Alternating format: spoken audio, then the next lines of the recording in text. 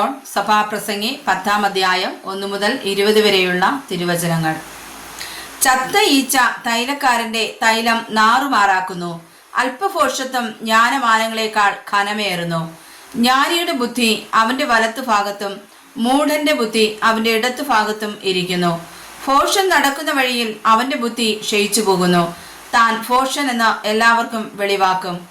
അധിപതിയുടെ കോപം നിന്റെ നേരെ പൊങ്ങുന്നുവെങ്കിൽ നീ നിന്റെ സ്ഥലം വിട്ടുമാറരുത്. ശാന്തി മഹാപാതകങ്ങളെ ചെയ്യാതിരിപ്പാൻ കാരണമാകും.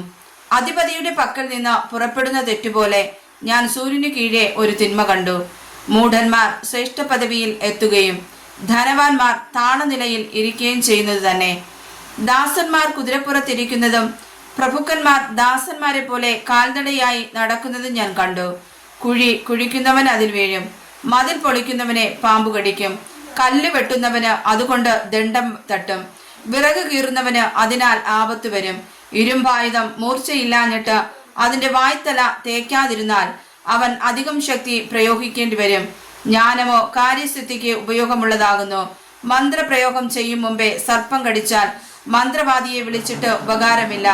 ജ്ഞാനിയുടെ വായിലെ വാക്ക് ലാവണ്യമുള്ളത്, മൂഢന്റെ അധരമോ അവനെ തന്നെ നശിപ്പിക്കും. അവന്റെ വായിലെ വാക്കുകളുടെ ആരംഭം ഭോഷത്വവും അവന്റെ സംസാരത്തിന്റെ അവസാനം വല്ലാത്ത ഭ്രാന്തം തന്നെ. ഭോഷൻ വാക്കുകളെ വർദ്ധിപ്പിക്കുന്നു. സംഭവിപ്പാനിരിക്കുന്നത് മനുഷ്യൻ അറിയുന്നില്ല.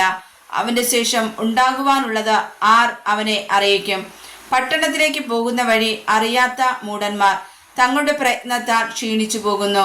ബാലനായ രാജാവും ആദ്യകാലത്ത് ഭക്ഷണം കഴിക്കുന്ന പ്രഭുക്കന്മാരുമുള്ള ദേശമേ, നിനക്ക് അയ്യോ കഷ്ടം. കുലീനപുത്രനായ രാജാവും മദ്യപാനത്തിനല്ല ബലത്തിനു വേണ്ടി മാത്രം തക്ക സമയത്ത് ഭക്ഷണം കഴിക്കുന്ന പ്രഭുക്കന്മാരുമുള്ള ദേശമേ, നിനക്ക് ഭാഗ്യം. മടുവ് കൊണ്ട് മേൽപ്പുര വീണുപോകും, കൈകളുടെ ആലസ്യം കൊണ്ട് വീട് ചോരുന്നു. സന്തോഷത്തിനായിട്ട് വിരുന്ന് കഴിക്കുന്നു, വീഞ്ഞ് ജീവനെ ആനന്ദിപ്പിക്കുന്നു, ദ്രവ്യമോ സകലത്തിനും ഉതകുന്നു. നിന്റെ മനസ്സിൽ പോലും രാജാവിനെ ശപിക്കരുത്, നിന്റെ ശയനഗ്രഹത്തിൽ വെച്ച് പോലും ധനവാനെ ശപിക്കരുത്.